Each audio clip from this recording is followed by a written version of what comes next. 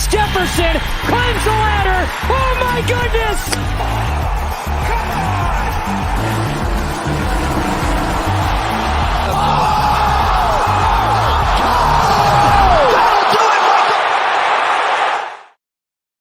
What is going on, everybody? Welcome back to another episode of the Run Pure Sports PGA, what's this show called? Strokes Gain show on Tuesday. I'll be your host tonight, Red Kachik. I'm joined by Snyder and also Locks. AP will not be joining with us. And it sounds like we'll just do one golf show this week. So we'll be previewing the Wyndham Championship, the last regular season event before the FedEx Cup playoffs. I believe that's right. And yeah, interesting takes I think we had pre-show, so it should be a fun show for everybody. I'll hit Snyder first. Snyder, how's everything going? I don't know if you guys want to talk about last week a little bit. Usually Tony likes to brag about his winners from last week, so I don't know how you guys want to do it on the strokes gain, do any stroking or not. But Snyder, I'll let you open up. Yeah, it was a really good week last week, aside from the Cameron Champ withdrawal after lock, which was definitely hurtful. He was a soldier last week as well. The other two soldiers played well. Did well. I had some decent lineups there. I was off of some of the quote-unquote what I thought was the bad chalk there with like Aberg and stuff, but it just didn't work out with Cameron Champ dead. I was basically dead on – I only played a few teams last week. But I think I played Champ on like 3 of my 5 teams, so those 3 teams are definitely drawing dead right when the golf tournament teed off, essentially. But it was a good week overall. Had some sweats on Sunday for an outright, just didn't get there. I didn't have Hodges, so I had a couple guys that were like 3rd and 4th, but didn't get there. So looking forward to this last event, though. I really like this course. Sets up interesting here with it being a lot shorter. I'll get into that more after a while. Yeah, it is a good bit shorter, and honestly, I poked around a little bit on some of the stats for off the tee because you brought that up in the Discord, and so we should have a nice little course discussion there. So, Locks, sounds like you didn't love last week as much. I was on the same boat. I didn't really love last week. I had some really high finishes, and then it had 3 guys that just didn't know how to play golf, mainly on Friday, to be honest. But didn't have any Hodges, but basically littered the top 10 and then littered the bottom 10, I think. Yeah, I'm pretty much with you there, Drew. Just kind of a hit and miss type thing. I was totally on point with Hideki and Finau over Cam Young and him. So I was right there. There was plenty of other spots we were wrong, but hey, we tried to pick more right than wrong. That's how it goes. We move on to a new week, and then here we're going to be at the top again. We got the Wyndham here, so I'm excited to dive into another week. Obviously, you always want to move on, pick some winners the following week, and that's what we're going to do for you guys. But I'm sure we're going to get an elite breakdown by Snyder first.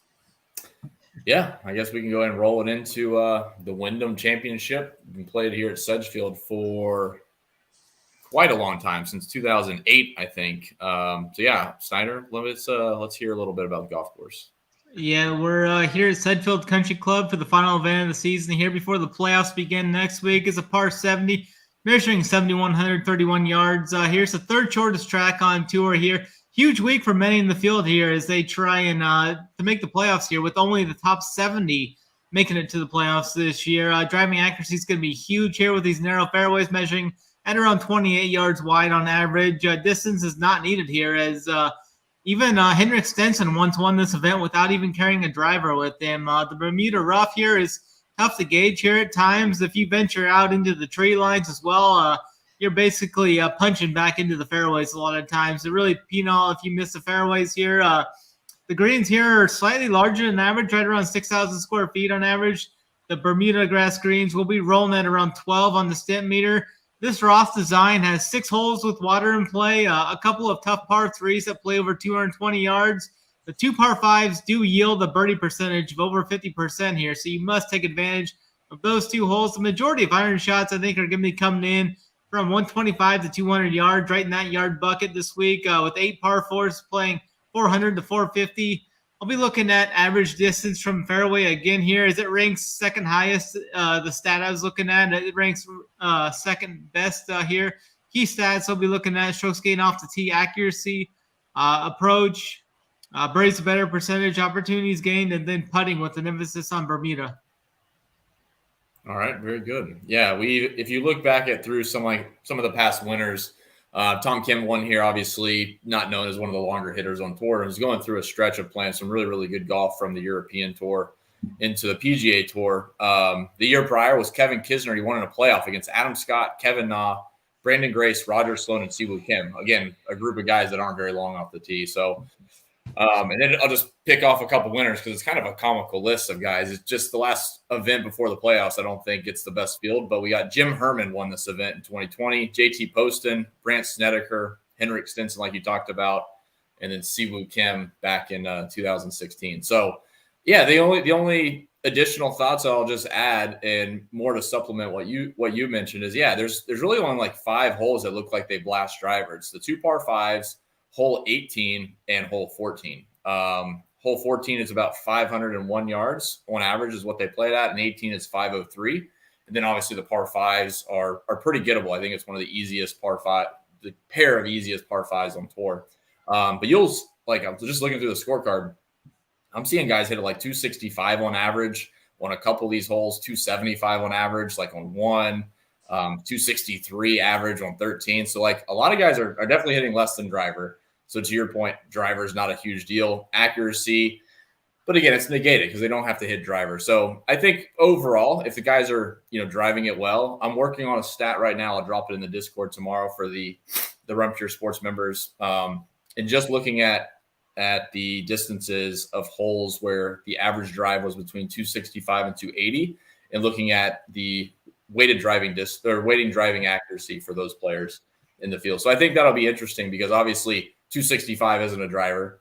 And I did a couple other filters there. Like if they lost like two strokes off the tee, they probably hit a 260 in the water. It was a bad drive. So I'm working on that. Before the show, it was cranking out, and then my Excel crashed. So to be determined, and I'll post it tomorrow in the Discord. But yeah, I think it's pretty straightforward. It's who can hit the irons the best. Obviously, get it in play is step one. But I don't think it's like going to be a huge chore for these guys. Like they should be able to get it in play if they're hitting it 270 off the tee. Really just hit the irons well and then putt well. We just see really good putters play well here. I think over the last 10 years, the average strokes gained putting number for a winner is 5.7 strokes putting game. So yeah, bring the hot putter. Locks, any thoughts on this, or we can jump into the top range? No, I mean, I think you guys kind of nailed the course breakdown there, so I don't think I got much to add. Let's just dive in. All right, perfect. We'll start with the 10K range. So we got Sung J M at 10.8, somewhat surprising for me. Hideki Matsuyama at 10.6, Russell Henley at 10.2, and we have Sam Burns up there at 10 even. One thing that I'll just mention as we go down is obviously the strength of field is a bit weaker than what we've seen. And a lot of this is course history as we see some of these guys priced up here in the 8Ks, like Bo Hostler's 8,300, probably the most expensive he's been in like 3 years besides the Barracuda. But yeah, Sung J M has great course history. He's got 3 top 10s in the last 4 years. Same with Russell Henley, Sam Burns, the T13 back in 2020, and Hideki has been mixed. So I'll start with you, Snyder. Obviously a smaller range here to kind of kick it off. Anybody that you're really leaning to, or maybe overall your thoughts on lineup construction? Are these guys necessary? Yeah, I really don't like too many guys up top this week. I think I'm going to play one guy here in the 10K range, and it's going to be Russell Henley this week. I'm going to be playing him. I think he will be fairly chalky this week, maybe around 20% it looks like. That's fine, though. I think the ownerships can be pretty much spread out pretty much everywhere. 9K and up, I think it's going to be pretty well spread out. So I'm going to play Russell Henley this week. I'm going to give him that pass for the miscut he had at the Open Championship. Comes back overseas where he's played really good here in America this year. He was 16th, 16th, 14th, 19th, and 35th before heading overseas. I think he'll be right. I think he'll be right there, close to another potential chance to win this event. He's been top 10 3 years in a row here. He's gotten better every year too.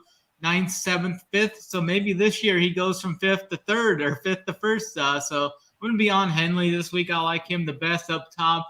I know Sung J M has some really good course history here as well, but he's just not playing good right now. And he missed the cut last week at a weaker type field there. Just don't see him, I don't even see him breaking top 20 maybe. I mean, he hasn't finished inside the top 20 in quite a while, so 10-8 is too high for me there. Decky's fine if you want to go there. He's generally hasn't played this event that much.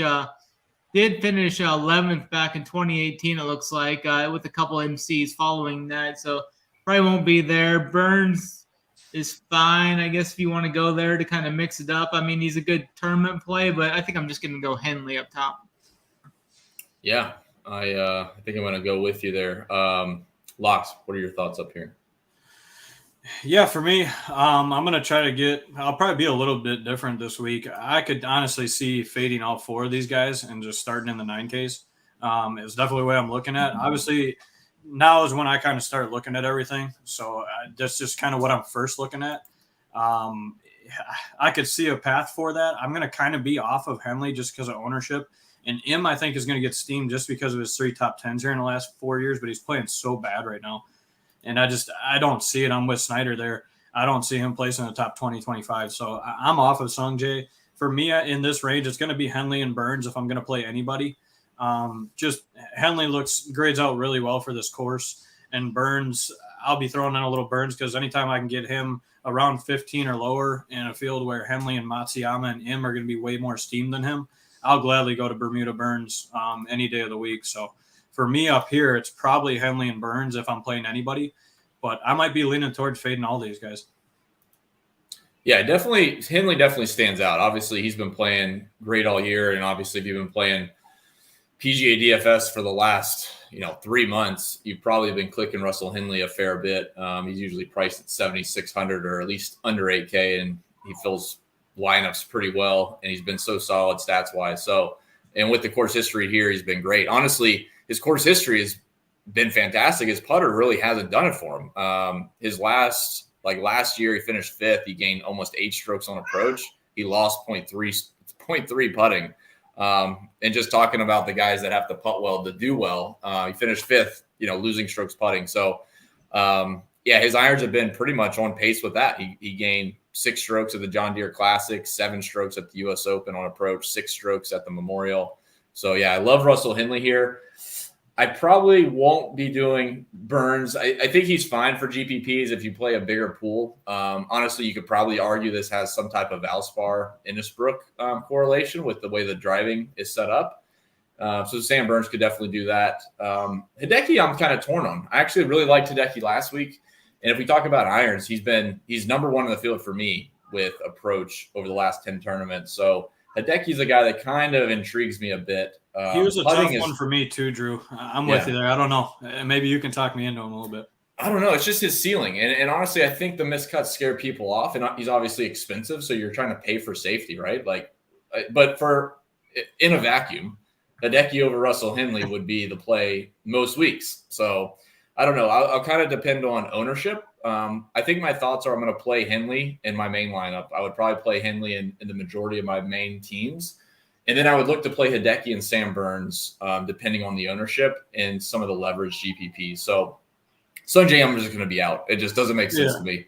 I don't care how low his ownership is. I think we all agree. Playing so bad. Yeah. So I think we all agree on him being the fade. It just doesn't make sense. I would agree with Hideki if he's under 15%. If he's 15% or lower all day. Yeah, so it just depends on where ownership kind of shakes out tomorrow between Hideki and Sam Burns for me. But I think both of those 2 guys are kind of interesting GPP plays. But Henley is definitely going to be the chalk, and I think he's the safest at 10-2 with his course history and good iron form. So we can move down into the 9K range. We got a decent range here. Like Adam Scott lost in a playoff here 2 years ago. He's at 9,700. We got Shane Lowry, Aberg, Poston, JT at 9,100, and Siwoo Kim. I'll be honest. I feel like Siwoo Kim is well underpriced, but I will start with Snyder, and you can let us know what your thoughts are here in the 9K range. Yeah, I think I might actually fade this whole range and anchor my teams with Henley there. I kind of like the guys priced below. These guys, I think they're just as good, if not as good, and they should be lower owned. I see a couple guys like Austin and Siwoo are going to be 20+% ownership, I think, this week. JT's he's playing some absolutely great golf. He won this event back in 2019. definitely get the popularity there. I just don't know if I'll get to him this week. And then Siwoo hasn't really been playing that good recently. A couple of missed cuts and such. Does have 3 top 5s here in the last 5 years. It's been boom or bust for him here. 3 top 5s, 2 missed cuts in his last 5 trips here. I definitely think he's interesting for sure. But if he's going to be like 22 to 23% ownership, I think I may just be off of him there. And then just play my chalk out with Henley. I think Henley will be in that 20 to 25% range. I'll just eat my chalk there and fade the rest of this chalk in this range. I don't think I'm going to go to Aberg again this week. I was off him last week. It just hasn't really shown that much upside outside of the John Deere. He's had 1 top 20 this year. It was 4th at the John Deere, but I think with this being a shorter course too, it kind of negates his off the tee play there as well. He can bomb it off the tee. He's not going to be able to pull driver as much as he'd like to here. So I'm going to be off of him. And then if I had to pick anybody, I think Adam Scott's actually going to be one of the lower-owned guys in this range. I think Adam Scott would be fine for tournaments. He did get second here a couple years ago. So I think he'd be the guy I may look to up here at 9,700. It's kind of, I think that price tag will kind of keep people off them as well. With you got Poston, you got JT, you got CU. I think JT's still going to see some ownership this week. I wouldn't be surprised if he got 12 to 15%. I don't think I will be getting there though. I haven't clicked his name all year, and definitely I put a tweet out a couple days ago saying he was 9.1K with his back against the wall. Who's clicking on him? And didn't get that many replies saying they would. But I'll let AP and Locks keep playing him, and I'll just keep on the sidelines. He can turn it around here sometime soon, you'd think. But I think he kind of needs like a hard reset where he just like stays away from the clubs for like a month or something and then comes back. But we'll see. A Ricky Fowler reset. A Ricky Fowler reset. Just stop playing for the fall. And that's going to take a while then. Yeah. All right. Yeah. It's kind of a weird range. Like none of these guys really, besides Siwoo, have the course history to back it up. Like there's top finishes, but it's all kind of mixed. I mean, Poston's just boom or bust almost. I mean, just all August and September pretty much, but like a first and a bunch of missed cuts around it. He's a really tough one to peg. And then Adam Scott, the same thing. So Locked, any thoughts here, or do you just want to talk about Mr. JT? Yeah, no, I have a few thoughts. And not the Poston JT. He might be the Mr. JT now. No, actually, the other JT. Actually, the Poston JT is going to be a fade for me this week, I think. I'm personally going to be off of him. I do like 3 names in this range. For me, I mean, I could see starting out a lineup with Adam Scott, Aberg, and JT. That's just kind of where I'm looking. Not JT Poston. Yes, I am talking about Justin Thomas. Hey, it is what it is. He even said it himself. One swing, one tournament, anything, it can change it in a blink of an eye. It is what it is. Us that have played a bunch of golf knows how that goes. You know what I mean? Drew, I'm sure you've been through a bad spell before. It's tough to find, but once you find it, it's like, oh, really? That's all it was? So it's something that could spark him. And he's too talented of a guy for me to say, I mean, X his name out, especially at lower ownership. I'll gladly keep jabbing him in there. I think you have to, but we'll see. I mean, shame on me if he's going to play bad, but I'll keep doing it. It is what it is. And then Aberg and Scott, I just think are too talented here at low ownership as well. All the ownership's going to Poston, Siwoo, and Lowry. I'm going to go the other 3 guys here, and I might even start lineups with them. Yeah, I think the one thing that helps JT the most, the Justin Thomas JT. I'll also be fading JT Poston, so I'll just refer to Justin Thomas as JT. Is like he does have course history, and it's bad. So I think that helps his case a little bit of being, sub 15% owned. Otherwise, I think, for the last couple of weeks, it's felt like, we can throw in a sprinkle of JT just in case this is the week he finds it. And then he's 22% owned or 18% owned. And you feel like, the sprinkle just wasn't worth it. And especially when he's missing cuts. So I do think it almost helps him in a way where people would look at JT, look at his course history and his recent form, obviously, at least his recent results, and kind of put 2 and 2 together that this isn't the place for him to spark that return. So I'm kind of on the fence. We talked about this pre-show. Like, honestly, his ball striking stats have looked pretty good for me. So the stats that we pull his ball strike, his off the tee and approach numbers have been good at a shot level, and his around the green and his putting have all been negative. So again, he's doing a lot of things wrong around the green and putting, and not enough right off the tee and ball striking. But I don't think it's that far off, and I think that's the biggest piece to the puzzle for JT is he's not that far off. But how long will it take before he does find it and shows us what JT can do? So yeah, as far as this range, I haven't been playing a ton of Adam Scott. He's been doing a lot with the putter. Like, he's been one of the best putters on tour this year. Obviously, we talked about you need a good putter this week. So it takes putting. It does take putting. Yeah, he might be an interesting one to play. I don't know what his reason not to play JT though. Yeah, I mean, Adam Scott's still getting ownership though. Like, I feel like people are. I don't know. I would want people to look at Adam Scott gaining strokes putting. I think it was like the British Open or the week before. Was it the John Deere he played maybe? And he's been gaining like 2.5 strokes putting per round.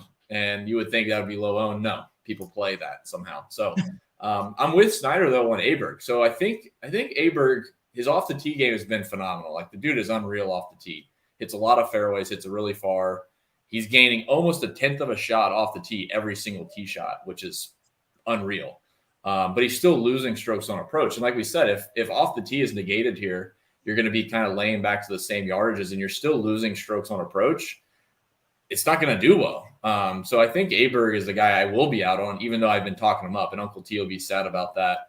But I'll be a little bit different. I think Siwoo Kim, I'm excited to play. I've been playing a lot of him most of the year. I have his ball striking. His approach numbers are some of the best in the field. Obviously has really good course history. And sometimes Siwoo Kim courses are just Siwoo Kim courses. So I'm going to be playing a good chunk of Siwoo Kim again. I think he's underpriced at $9K. And that's really my favorite play in the $9K range. No one else up here has been, super solid, at least in what I like to look at. Poston's been good finish-wise, but not in the stats that I like to look at. So we can move down into the 8K range. I got a text from Cupmaker Jeff. He might join us here in a few minutes to talk a little bit about this event, the Wyndham Championship. So let's move down to the 8K range. I assume, Snyder, if you're not going to play anybody in the 9K range, you're going to start with Henley. You'll click a name or two in the 8K range. So who do you like to click here in the 8K range? Yeah, I think there's a lot of good options down here. Starting at the top, I think I could play all three of these guys at the top. Yeager, Davis, McCarthy. I was heavy on Cam Davis last week. Top 10 from him there. He finished 15th here a couple years back when he played it. I think he's fine. He's played here a couple times. I think he was like top 21 a few years, like back in like 2017 or something, and then 15th in 2020. So I think Cameron Davis is a fine play. Good upside target there. Yeager's been playing well, like just tee to green. I mean, he's gaining nearly a full stroke around those last 36 rounds. So I like Yeager. He finished top 15 here last year, 30th, 13th, and 9th in his last three events too. I think he's fine. And I will be playing some chalk here in Denny McCarthy. I'm going to play some Denny McPutts here this week. He's played well, like the John Deere. He was good at the Travelers. He was good at the U.S. Open, top 20 there. Second at Memorial. I think he's not just putting. He's doing other things well. Yeah. And the putting's still good, which is phenomenal. Yeah. Denny's definitely in play.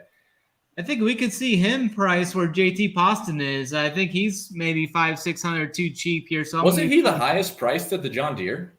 Is that right? I thought he was in that 10K range. Yeah, I thought he was the highest price. Yeah. Yeah, now he's fallen to 8,700. He's cheap. Yeah, I'm going to argue he's cheap. Yeah, for sure. Aaron Rye, I don't think I'll get – I mean, he was fine last week. He had top 20 again. I mean, he's been boom or bust quite often here. He's got 2 missed cuts in his last 7 events played.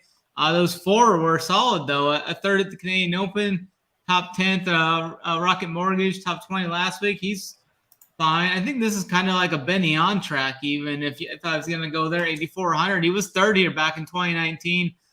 Made the cut here in 2021 as well. He was third at the Scottish Open. I think Benny On could be an interesting target here if you're looking for that. I won't be on Hostler. I'll be off him. Alex Smalley is another option here. I mean, he's had some pretty good finishes here as of late and was 29th and 13th in his last 2 events here. I think he could get a little steamed up a little bit, catch some ownership there. I'm gonna be on some if I'm looking for like a 150. If I play 150 this week, I will have a sprinkle of Taylor Moore in there. He was fourth at the. He's been completely boom or bust this year. He won. What was it like? He won some event like a couple months ago. Was top 5 at the Rocky. Taylor Moore won the Valspar, which we just talked about. Yeah. Sam Burns.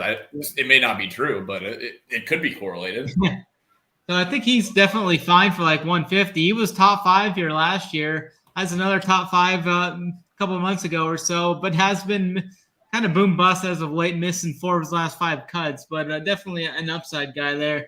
My favorite play in this range is probably Denny McCarthy, and then like Steven Yeager or something like that. I think definitely going. I think I'm going to be off of Hadwin as well. I didn't play him last week. He missed the cut. He missed the cut at the Scottish Open as well. Or no, he missed the cut at the John Deere, it looks like. So I'm going to probably be off of Hadwin. I think he could be, what's his ownership? About 10% ain't bad. But yeah, I think my top 2 guys is going to be Denny McPutz, Yeager, and then probably Cam Davis. Okay. Locks, what do you think about this 8K range? Yeah, some similarities with Snyder. I'd say McCarthy definitely is probably my favorite as well. I'll probably talk about him later too as well. I'm really high on him this tournament. I think McCarthy, this course fits him well. Obviously, course history wise is decent, nothing spectacular, but solid. He's been playing solid golf. He's coming off a missed cut, so hopefully that'll keep his ownership a little bit lower. I still think he's going to get a little steamed up, but I'm okay going there with that chalk. So I'll play McCarthy. I like the Jagerbaum call. I've been on him all year.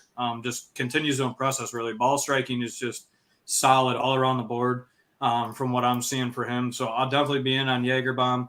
Benny Odd's another guy. I agree with you, Snyder. I'm in on as well. Just ball striking as well. Tee to green wise, super solid really this whole year. So I could see him contending here.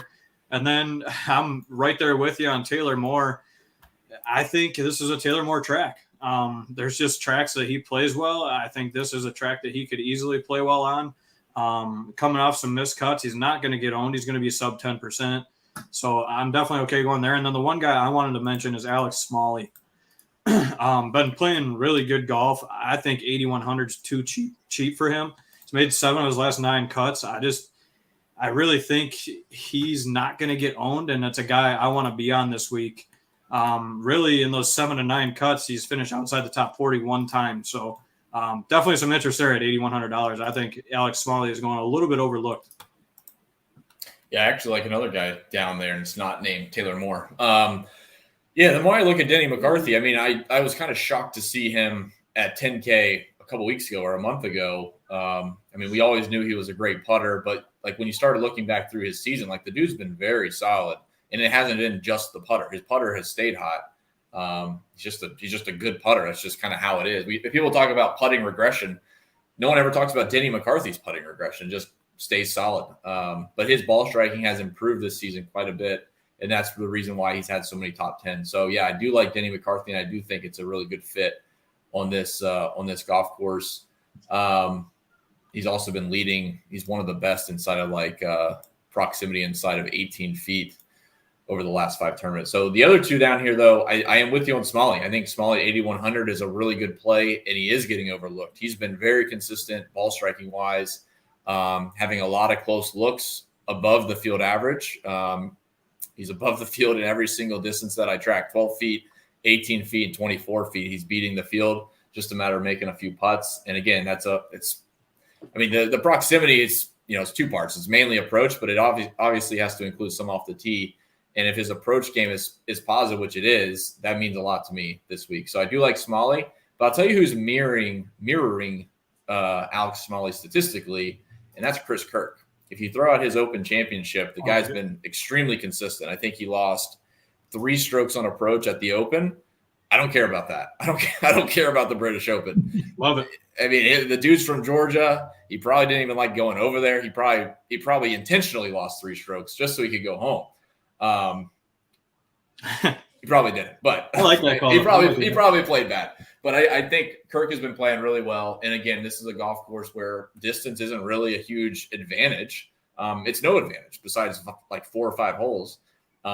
Kirk's irons have been great. He's above the field in almost every single stat that I'm looking at this week. I like Chris Kirk, and his results here are mixed. Like, he doesn't have any really top finishes, but they haven't been bad. Going back to 2018, he's got a T11, T51, and a T29, I think, a couple years ago. So he hasn't played here in 2 years. So I do like Chris Kirk to have a nice return here. And like I said, Alex Smalley, I just like that play. The rest of this range, though, I think Aaron Rye is going to be super chalky, and I haven't been playing a ton of him. He's a first-round leader guy, maybe showdown, and then that's it for me. But, yeah, I think that's it. I probably will pass on Cam Davis this week. Been playing a lot of them. I want to see what this bottom 8K range does for me this week. Did Jeff has not joined yet? Yeah, he's here. Oh, is he here? Sorry. There you go. I just seen that. I got it in a preview window, and it must not have refreshed. Jeff, welcome. How's everything going? Good. So, I agree with, I think Denny McCarthy is going to be the most popular play on the slate. I really do. And I think he's the best play, and I think he's going to be the most popular play. So, sorry, I'm doing this from my phone. But, yeah, so I think he's going to be the chocolate for good reason. You mentioned Rye. I think he was obviously super popular last week. I think he'll be popular again, but I think he's a good play. So, that's fine. I love Chris Kirk. Love Chris Kirk this week. So, totally agree with you there. Smalley, agree with you there. And I'm going to play probably a little bit of Hadwin. But I'm going to pass Cam Davis. Guys in this range, I'm going to play McCarthy. I'm probably going to lock McCarthy. I'll play some Rye. I'll play overweight Kirk. Certainly just play some Smalley and then some Hadwin. Guys, you guys mentioned earlier, guys, I'm basically fading the entire 10K range. I'm not playing anybody up there. And instead, I'll sprinkle a little Lowry. I'm not playing any Aberg. I'm not playing any Poston. But you guys mentioned Justin Thomas earlier, which I think is, at very least, a good tournament play, right? Because he could win this by 8 shots, or he could be DFL. So I think he's, at very least, a good tournament play to have a few shares of him. And then Siwoo is the GOAT here, so he's worth firing as well. So thank you, love it. Locks or Steiner, one of them wasn't on the Siwoo Kim train. I was off, but I think I just got talked in a little. I mean, you play Siwoo Kim where Siwoo Kim likes to play. Yeah, it's true. You like playing where Siwoo Kim likes playing. That's true. That's the rules. And he is one guy that is very true for. And he's been playing good. Any other thoughts up there, Jeff, on the 9K range besides just fading? Are you just going to build off the 9K and then into the 8K? Yeah, that's your thoughts. I'm going to be overweight Shane Lowry. I'm going to fade Aberg. But guys, it's weird. I feel like we're talking about JT Poston. Everybody's going to play him. I don't think many people are going to play him. I think a lot of people are going the same narrative we're on. They watched him dunk it on 18, right, last week, going for the YOLO bomb. I just think people are going to be off him. And if he is, let's just say he's 12% owned, he's a fucking great play, right? Like if he's sub 15%, I think he's a terrific play. And I think the higher stakes you go, the lower owned he's going to be. Probably. Oh, I was on mute. I love the quote, though. I'm not out here to play for second. I love it. Oh yeah. That's awesome. But again, that's part of the problem is Locks is like no one was watching the end of that tournament. Yeah. Everyone moved on. It was true. A lot of people don't even know what happened. So unless you're a huge golf nerd, most people don't even know what happened. Like, I don't know what he's talking about. They didn't even pay attention to that. Yeah. Well, it's easy to say. He also had like a 3-shot cushion on second, I think, or third. Yeah, he did. On third. Yeah. So he probably thought at worst he's going to make double. Uh-huh. And then he blew it. He's like, yeah, I didn't care, though. He probably did the math. He thought he could at least still finish second. Yeah. Even though he was trying to win it. But, that didn't work out. Any thoughts real quick, Jeff? So I've thrown out the hypothesis that this could be correlated with Sam Burns, Valspar, Taylor Moore, Valspar, Copperhead, laying back a little bit off the tee, irons, make some putts on some Bermuda. What are your thoughts? Hold any water at all? Maybe. I agree. Look, there's horses for, and it could be a Sanjay track, right? Look at Sanjay's history. Obviously, his form's not good. No, I don't disagree, but you guys hit the nail on the head. If you're going to bet before you bet Sam Burns, you might as well bet Henley. But I agree. From a betting perspective, Henley's a better bet. Burns is probably a better DFS play. Hideki's probably better DFS play in tournaments. But yeah, honestly, guys, I look at this range, and Snyder mentioned a second ago, there are so many guys in the set. I could almost play the entire 7K range. Same. And I think I'm going to. I mean, the 7K range is so good. And if you look at my betting card, it's all 7K guys. It's just like sprinkles of 7K guys, except for one guy who I bet big. But aside from that, it's sprinkled the entire 7K range of, $50 bets at 80 to 1, which is I love that strategy this week. That's where the winners come from, even deeper sometimes. So, I mean, your boy Jim Herman won this 3 We years are ago. on Jim Herman. We are on Jim here 100%. I mean, Jim Herman won this tournament. This is a Hermie track. This is a Hermie track. Come on. Let's get this straight. We are on Jim Herman. I'm playing 20 lineups. I may play 100% Jim Herman. So is this the event where he was like shaking, drinking that water? Yes, he ran down Billy Ho, embarrassed Billy Ho, ran down Billy Ho. It was like during COVID. I remember I was over at my buddy's house. Yeah. We're sitting here, and I had like Billy Ho at 30 to 1, something simple. I'm like, oh, this fucking muppet Jim Herman's not going to run him down. Jim Herman owned my life, and since then I've been a Jim Herman. He's missing a cut. And realize Jim Herman is not one to be fucked with. So I will at the very least play Jim Herman in first and second round showdown, and I'm gonna have. I mean, he's free. That's all you're gonna be able to play him, Jeff. Wait, what's that? You won't be able to play him in third and fourth round. Yeah. Hey, Laps, I'll bet. Give me 2 to 1 of Jim Herman making the cut for $100. Deal. Bet. All right, bet. That's all I needed. There's my action for the show. There might be some weather. I've just pulled up the weather. There on Windfinder, it looks like it could be pretty windy Thursday. You think weather affects Jim Herman? You realize what you're talking about? I just the greatest call from a generation. Weather doesn't impact Jim Herman. Jim Herman's there the could worst be an man to play of the interesting week. advantage, like early late. Early late looks like it could be interesting. Oh man! I'll have to dive into it more tomorrow, but the best part that Jim Herman has when it gets windy out there is his teeth start to whistle. Whoa. The wind starts blowing through his teeth. It gets that whistle going. If you just actually watch Jim Herman, though, the true story, he does hit like just a low ball. He does. He does hit a really low ball. And he's a really good ball striker. He's just a really shitty putter. It's true. But I mean, Jim Herman is like I'm in 100%. I'm in. It'll probably own me. Just to spite you guys, I'm going to play 100% Jim Herman in DFS. Well, you're still up. It don't matter. You can play 100% him at the Masters, and he's not even in the field, and you're still up. That's true. So I'll take Van Rooyen over Herman. Well, no, I mean I'll pass, but they're both terrible. All right, we'll move. Snyder, are you done looking at the weather? You want to talk about the 7K range? You can go all the way down, or just talk about the top half if you want to know. The bottom half's pretty big. 7,500 down is a pretty large range. So yeah, you talk about any high points that you like. Yeah, for sure. I'm gonna definitely be big on Billy Ho this week. AP had him last week. Talked me into him last week. I played him last week. I know he had a pretty good bet on him at 110 to 1. It was semi-sweaty going into Saturday, Sunday. I'll be going right back to him. He's got some great, excellent history here as well. So this is definitely a Billy Ho track, like back in 2020 where he got second. I think Eric Cole's fine if you want to go there. I'm probably not going to go to Mr. Waterland, though. I'm not going to be on JJ Spawn. Really like Billy Ho. Interesting with Akshay there. He didn't end up getting his points for that win or something I seen. So he had to come back to try and make the playoffs.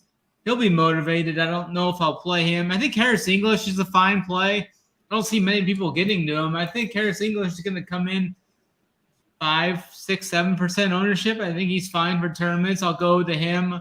7,500 guys. There's a couple flop leg guys I'll be going to. I'll go right back to Glover. I'll definitely go right back to my guy, Mark Hubbard. I really like his chances of bouncing back here this week. I'm going to play Hubbard quite a bit, and then I'm going to play a lot of Billy Horschel as well.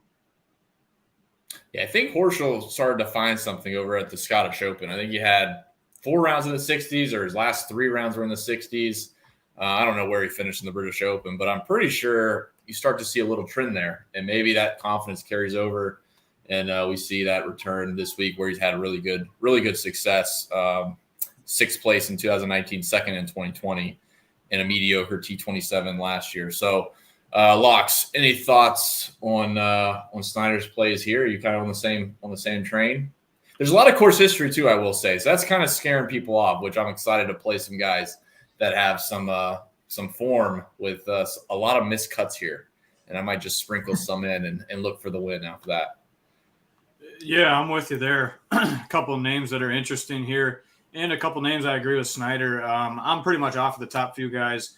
There's actually 3 guys that I'm looking at in a row here: Eric Cole, Billy Ho, and Harris English. Those are probably 3 of my favorite plays down in here.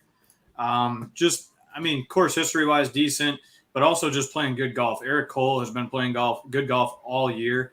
I think he's just, $7,700 to me is just too cheap for the guy still, I think. So I'm going to be heavy on Eric Cole. Billy Ho seems like he found it, or at least a little bit, and he's gotten it back. And then he's at a course that he's been playing well at. So I'll be going back to Billy Ho. Harris English I'll play. Mark Hubbard's another guy I don't think Snyder mentioned. I do have a little bit of interest there. Maybe you guys can lean me one way or the other. I'm not sure which way I want to go yet, but I do have slight interest in him. Webb Simpson's another guy that course history-wise, I know he's a tough name to mention. Jeff, you look like you know. I would gladly take him over Jim Herman if you'd like. But I think I might have to go a little Webb at like 2-3%, maybe even less. Why not? I'll throw in a little Webb, and I'll gladly take him over your boy if you want. I gotta figure. I gotta figure what the price is on Jim. Give me 4-1 on Jim Herman versus Webb, and it's a bet. Oof, that's steep. You may have to That's the price. That's the on price. your JT That's the team. appropriate price. That's tough. You play Webb with JT because those JT What happens teams if both are miss already cut? dead. It doesn't matter. Whoever finishes higher. Okay, I'll think about it. All right. Give me till the end of the show. You guys might be rooting for WDs on Friday. Yeah, for sure. But how far are we going? Are we going the whole 7K range? I can just finish it out with who I'm thinking. Yeah. However you want to do it. Going down here, Matt Kuchar is another guy that I have slight interest in at these kind of tracks. Alex Noren's playing a little bit better golf, so I think I think he's going to be probably around 5% if I'm looking at it correctly. Definitely some interest there. Hogard's a guy we've mentioned all year. Just really a good ball striker, tee to green wise. He's just got to get some putts to fall. And I'm just naming some guys that I'm going to see a little bit lower owned down here that I don't mind sprinkling in. Kevin Yu is a guy we've mentioned at Stone 7K flat. And then really looking down here, maybe a little Stuart Sink. I don't know how I feel. I'm going to kind of let you guys talk me into him or out of him. And then I think Eckroat actually is going to be one of my favorite plays down here at $7,100. Austin Eckroat is very interesting to me. Super popular play last week, kind of let everybody down. So I think that keeps his ownership low. But before that, just playing super good golf, ball striking and everything else. I just think sub 5% this week. Sign me up for a $7,100 Austin Eckroat. All right. Jeff, any thoughts in this range? You said you're going to play everyone. You want to just put down everyone?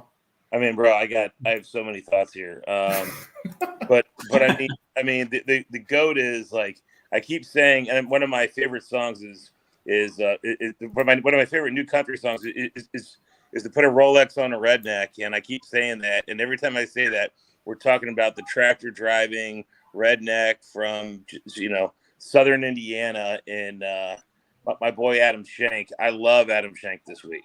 Nobody's going to play Adam Schenk this week. Nobody's going to be on Schenk. He grades out so well. All he did before the Open was 4th, 7th. We all know what Adam Schenk's done recently, right? And Adam Schenk, I absolutely love him. I bet him $300 at 70 to 1 to win 20K. And I love Adam Schenk this week. I'm with you there, Jeff. Good call. Yeah, Eric Cole. I like Eric Cole. I like Hubbard. These locks you mentioned. I'm going to play some of the glove. You mentioned that guys who don't have great course history here. The glove fits in there. I like the glove. Svensson, Jesus, terrific. Play some. He grades out terrifically here. I'll play some Svensson, Todd Father. I'll play some Todd Father. Noren, you mentioned Noren. I think he's great. I'll play a little Sue. God, the Gim Reaper looks so good here. I'm going to play. Yeah, that's true. Everybody named Woo, I'm going to play. Brandon, Dylan, pick your Woo. I'm going to play every single Woo. And you guys haven't mentioned the best play yet. I didn't. I was going to say that. Snyder. Hang on, I'm getting there. I love Ches Reavie. I'm going to play some Ches Reavie. And I'm going to play some Sam Snyder. So if you're talking about Ben Griffin, spare me because he's not the best play. Or if you're talking about Putnam, he's not the best play. But I'm in on Reavie, I'm in on Snyder, and I like Ekro too. So those are guys I like in this range, which is almost – Sam Snyder might be on a different tournament this week. What's that? What's that again? Sam Snyder. I'll take a miscut from him. I meant Sam Ryder. I'm sorry. I was wondering. I'm drinking long drink. It's all right. I knew what you meant. Everyone knew what you meant. But I still got to call it out. It's like Big T gets pissed at me. I call the bullshit out. That's amazing. Sam Ryder. That's what I was talking. But Sam Ryder was 7th last week. He's got grades out well coming in. He's played here a million times. He's not a bad play. And he always just gets hot and he goes low, and he goes low for 3.5 rounds. So when he does it, and then his pants squeezes nuts and he tightens up and he can't finish. Yeah, terrible. I was impressed. He did pretty well at the the Farmers. Like he was first round lead at the Houston Open a couple years ago. I think it was the Houston or Valero, and that makes sense for him to do well there. But the Farmers is a big golf course, so yeah, pretty cool. Snyder, do you want to talk about who the best play is, or do you need me to tell you who the best play is here? We might be on the same path. I don't know. He was a soldier last week, top 20 last week. He was no, it's not the same play. You still don't have the best play. Well, you can tell the people who's your. My guy missed the cut last week. I still think he's the best play, but who? Ben Griffin's the best play. I mean, he played so good in these weaker fields earlier in the year, and now lately he's kind of coming on again. He was 4th place here last year, T20 last week. He's doing good off the tee, the approach. Everything's good for him. The putter's right there. I like Ben Griffin this week to back up his top 5 last year with possibly another at least top 10 here, I think, this week. I do like Doug Gim here at the bottom. I think Ches Reavie's fine here. This is kind of like a Ches Reavie course. Some other guys down there. I don't think I'm going to get to too many guys. I always like some upside that Sam Ryder brings in these weaker type fields. I think he's solid. Kevin Hughes, a guy I've played quite a few times this year and last year. That's about it. Do we go back to your boy MJ Daffy, or however the hell we said his name? Go back to? That means you went to him at some point. I played a little bit of him last week. He made the cut. That was about it. He did beat Aberg, which is all right. You would have got good money on that. Yeah. No, so the guy I'm going to be playing that I played last week, and he grades out well, including the miscut. It doesn't have Barracuda data, but I don't really care about that. Had a T14 at the Rocket Mortgage, 6 at the Barbasol. Same strength field, to be honest. Maybe a little bit better than the Barbasol. Taylor Pendrith, 7,500. Dude, the dude's playing really good golf. Had a string of missed cuts earlier, like middle of the season, but started off the season really well. And I think the guy's really talented. Irons are good. But outside of that, you guys kind of hit the nail on the head with pretty much everybody else. I think Harris English is going to get overlooked. I do like going to him. Lucas Glover. You talked about Doug Gim, Jeff. I like Doug Gim. And yeah, Ches Reavie has kind of bad course history. Played him last week. He's losing some strokes around the green. I think this is a good bounce back spot for Ches Reavie. It's an elite bounce back spot. But by the way, listen, I am a Harris English stan. Like, I am a card carrying Harris English stan. I am off Harris English this week, and it's largely because of the kid narrative. He just had a daughter. He probably hasn't been playing a bunch of. I mean, I am normally this would be a spot where I'd be all over Harris English. I am full fade Harris English this week, and I am as big a Harris English fan as there is. Yeah, he's been playing so good. This was like a bounce. Him and Ricky Fowler. I mean, Ricky Fowler's on a different level, but like Harris had a pretty rough 2021 and 22. He was hurt. Yeah, he was injured. Yes, okay. He was hurt. 22. Yeah. Nice to see him come back. I That's did not know he had a what kid. people forget. They forget about injuries and stuff too. Sure. Especially for a guy like that. I don't exactly have Harris English injury alerts on my phone. No, why not? I know Jeff has Jim Herman alerts. I got Jim Herman, Step Straka, Harris English alerts. Those are my 3 alerts. And obviously Koepka. Those are my 4 alerts on my phone. I think Streelman's fine. He's been playing really good. What did he finish last week? Did he miss the cut or mediocre at best, right? Streelman did well last week. He was second. Oh, T2, yeah. So I do like Streelman. He was not part of the band. I think he's gonna be around 5%. I think that's sneaky too. Yeah, and he has good course history. He's got T7 in 2021. I don't care about the miscut last year. He lost 3.5 strokes putting. Yeah, Streelman. And again, he's another one of those guys, like probably most, like 95% of the PGA Tour guys. When they start playing well, they have a nice 3-week run. So Streelman's in that stretch. His irons have been great for a long time, just been putting bad. So I do like him coming back here to a course where he's had success. To Jeff's point, it's a pretty good range to get a good bit of exposure. Jeff, do you have any thoughts on Spawn? I've been playing some Spawn. His irons have been his numbers for me at least have been looking decent. Has not really done much with it. No, honestly, Drew, like, I usually am a JJ Spawn guy. I'm not this week, and frankly, it was just like I just looked at this, and when I ran my models, like, have you finished in the top 30 in any tournament lately? Have you finished in the top 30 here? And are you in the top 30 in my long-term or short-term model? If the answer is no to all of those boxes, I X you out.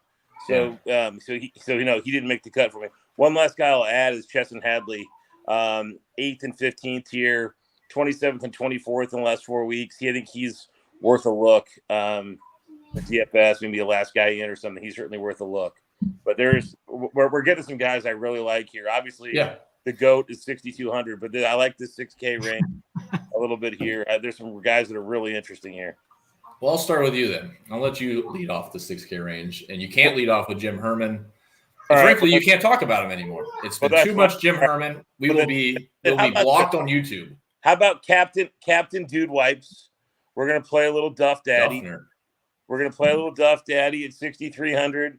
I think like if he's like probably gonna be 10% for me. Duff Daddy. I'm gonna play. I'm gonna gamble probably and play a little Ryan Moore. I'm gonna play a little Zach Blair. Guys, for me, this is a Carson Young week. I'm in on Carson Young, 200-1. And he's like plus 650 top 20 and like plus 250 top 40. I'm a love betting on Carson Young this week, so I'm in on that. But I love Justin Lower. I think he's a terrific play this week. And I said I'm playing all the woos. I'm playing Dylan Wu. I mean, Dylan Wu looks so sexy here. So Dylan Wu I like. Justin Lower I like. Carson Young, little Zach Blair, little Ryan Moore, little Duffner, and lock button Jim Herman. Yeah, Zach Blair's been so hit or miss. The lock button. But he's hit or miss, but he's free. I mean, I know. If you want. I mean, I mean that more in a positive way than a negative way. Like, I was impressed after he finished second a month and a half ago, and then missed a cut right after that, and then he bounces back to some good rounds. So yeah, he's just been. The dude is talented for being 5'6", so maybe 5'4". He's not as free as Jim Herman. I didn't say it. All right. Snyder, we'll go to you. Any strong leans here in the 6K range? We got Cameron Champ there at 6,900 again. Will not be going back to him. Yeah, because it's such a good course fit. You would just contemplate that. I think it's a great flop leg spot. There's only one course you can play him on, and he withdrew from it last week, so it's just hurtful there. I think he actually plays. I mean, the only course he plays good on, he withdrew. I mean, he'll come here and shoot like 85 probably. Callum Tarum's fine up there. He played well last week. He's been having some good events there too. Rocket Mortgage Travelers, Canadian Open was top 30 here last year. I think he's fine at 6,900. I do like some Dylon Wu there at 6,900. I think he's a fine play there. I was on him some last What'd you week. call that? Dylon Wu? What the hell? Kurt called him that one time, and I Dylon made fun of Wu. him for it. He took offense to it. I've called him that for like a couple of years. Oh, did you? Then it's your fault. It's all that one's on me. My bad. But I think Sam Bennett's fine if you want to go there. I don't know if I'll get to him. 69 there. He's like a fill-in play or something. Andrew Novak's a guy I've played a couple times in these weaker type field events. He was top 10 at the Canadian Open. Kind of flashed a little bit at the John Deere and kind of blew up on Sunday, but I don't think I'll be going to Doc Redmond, Grayson Siggs right there. Mainly, I mean, there's a lot of upside guys here. Like Adam Long was playing well for a while last week. That was an Adam Long course, so trying to find some more guys here. I don't think. Hey, guys, I forgot him. Snyder, I'm going to interrupt you. Yeah. This is the week you can play Zach Johnson. Seriously. Zach who? You can play Zach Johnson this week. Sorry. Ziak Johnson. He's still on the tour? Zach Johnson. Zach Johnson. Fair enough. Yeah, I mean, you can get to this is like a Zach Johnson old man. That's exactly right. That's the point. Yeah. That's why you can play Jason Duffner. Yeah, I will have some Carson Young in the pool again. I just have played him quite often. I was up big on him early in the year. He's been taking some of that money away from me the last couple of weeks, but I think he's fine here. Don't think I'll get to many other of these guys down here. I think Zach Blair, the play is fine. He was second at Travelers. Last week he was top 15. I think he's fine. He has missed 2 cuts here, the 2 times he's played it, but I think he's fine if you want to go there. Kramer Hickok, 6,400. He's made the cut here a couple times. I don't think I'm going to play a lot of these 6K guys, though. Just the way my roster builds are going, I think it's going to be like a Russell Henley, Denny, and 7K guys, but it's fine. I think this is an event, though, also where a lot of the lower price guys are just as good. And you can leave a lot. It wouldn't surprise me if the optimal lineup had like 3K left on the table this week or something like that. Yeah, I only have a handful left to mention. Then, Locke, you didn't get to go yet, right? No, not yet. You're good. I'll bring you here in just a second. I think this is a nice spot to play some Grayson Sigg. I think people played him last week. I didn't play any of them, and I don't know why they played him. And this would be a better place for Grayson Sigg. And he actually grades out pretty well. And I will say, Jeff, Herman in my sheet actually is green for all of his weighted proximities against the field, which I need to check my data or something. But he is positive, so he technically pops for me. Zach Blair does. Hey, Drew, how many lineups are you playing? I'll probably do 5. Probably do 5 main How many lineups. lineups do you have Jim Herman in of those 5? 1. I'll All do right, 1. all right. Lisa, we got 20%. You're 20% Jim Herman. I love it. Just because I couldn't deal with a text on Sunday saying, dude, how much money did you make? You're like 0 when he wins. So yeah, it'd definitely be 1. It'll be in the lowest dollar amount I can find too. I'll take some. I'll bet on Jim though. Herman, you win. I'll bet. I'll take some bets on him as well. I definitely won't be missing out on that. I like David Lipsky at 6,900 as well. I'm playing a good fair share of him. I think, what'd you say, Snyder, Callum Tarrant? He's okay. I mean, honestly, I do think putting to a point is somewhat important here, and Callum Tarrant has shown none of it of late. Yeah. So that always scares me. Like, again, like approach is important. Down here, you can't just have the pick of the litter. So you're trying to just cherry pick guys that look like they have some upside. But yeah, I do like Zach Blair, 6,500. Jason Duffner, I probably won't get to him. But yeah, Herman is fine there, and I might go to Marty Dow, 6,400 as well. And that's probably it. Like I said, I probably will be pretty selective on this 6K range. Grayson Sigg, though, just seems like the guy that will get overlooked a bit. And this seems like the course for him. It's a little bit shorter. Just dink it down the fairway. Just make a putt, please. Locks, Sure. I'll go to you now. Sorry we had to go around the horn twice. Actually, I think – no, it wasn't this range. I think Snyder did the 7Ks twice. I did half of the 7K. I thought we were going to do half and half. He only did half, and then okay. He started going through again. I was like, nice. We're gonna recap. All right, he didn't get the full boat. But I don't know. I don't see myself getting down here too much. Like I said, I'm kind of leaning towards fading the 10K, so I don't see myself ending down here too much. Out of respect to Jeff, I got to put Jim Herman in there once. I have to. Got to respect my guy. I will say that is Rory Sabatini going to play? Because I think I would take him straight up over Jim Herman. That's just how I feel about it. I mean, I'll take that bet, obviously. I mean, that's a decade. Hundo? Bet. All right. So I got that. He's my low owned 6K flat. Just throw him in there. Course history a couple times. Hey, we're throwing it in there. He's going in once, and so is Jimmy Herman. How about Brian Stewart? Brian Stewart, 6K flat, good course history. I can see that. I don't mind him. Richie Wierenski. I mean, there's a couple names down here that if you want to take some flyers, hey, have at it. I've definitely played worse, but in GPPs, obviously only. But looking up here, I'm not honestly playing Van Rooyen. He looks awful. So I'm off of that completely. Zach Blair, I think, is a great call. Definitely have liked him since he came back, 13th last week. So a good call down here. Will Gordon's a guy I'm kind of torn on. I don't know what to do with. It's kind of been hemming and hawing on him at $6,600. Neither one of you guys mentioned him, so I think that just takes me completely off the guy. Carson Young, I've been on him all year. I'll keep playing him. He hasn't looked great, but I'll gladly play. I wouldn't mind locking him in, honestly. But dude, in locks, he's 200 to 1 as a bet. I mean, if that's a $25 bet, I don't know what you have to do that. I mean, you absolutely have to do that. Yeah. I'm honestly contemplating locking him in at 6,600. Yeah. I just think it's a great play. Personally. I agree. I'm going to be off the rest of these guys. Sig is a great call. I'll definitely sprinkle in a little bit of him, Drew, so I'm there with you on that one.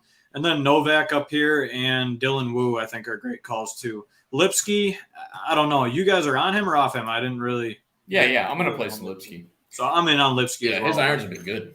But like I said, I don't know. I'm not going to end here very often this week. Who was the bet at 6,600? Carson Young. Okay. Yeah, he's I bet him outright. I bet him top 20 plus 650, and I bet him top 40 plus 250. I like the top 40. Okay. And then I got Jim Herman to ship at even money, so that's fine. I think we're into our winners, boys. I'm worried that we're going to steam Herman up to like 5%. No shot.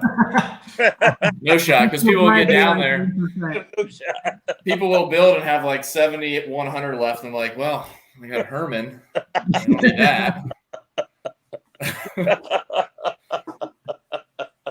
That's what I was gonna say too. Is like you're gonna fade the 10K and have Herman. You're basically gonna have like 9K left, like a salary. You have like a whole player you could have played. I'm gonna have to lock in. You need 7 players. I'm gonna have to lock in Sanjay and Hideki just to get Jim Herman to fit.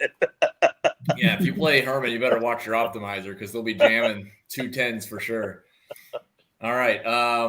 I'm not familiar with going around the room for the winners. Uncle T always tricks me into these games with picking high and low. So I'll let Snyder carry over from the show from here for the pick the winner segment. Yeah, we can do a regular and then a long shot. Just interesting looking at the board here. I mean, every golfer here, you can get at least 20 to 1 on every guy in the field here this week, which I don't think I've ever seen, at least for a long, long time.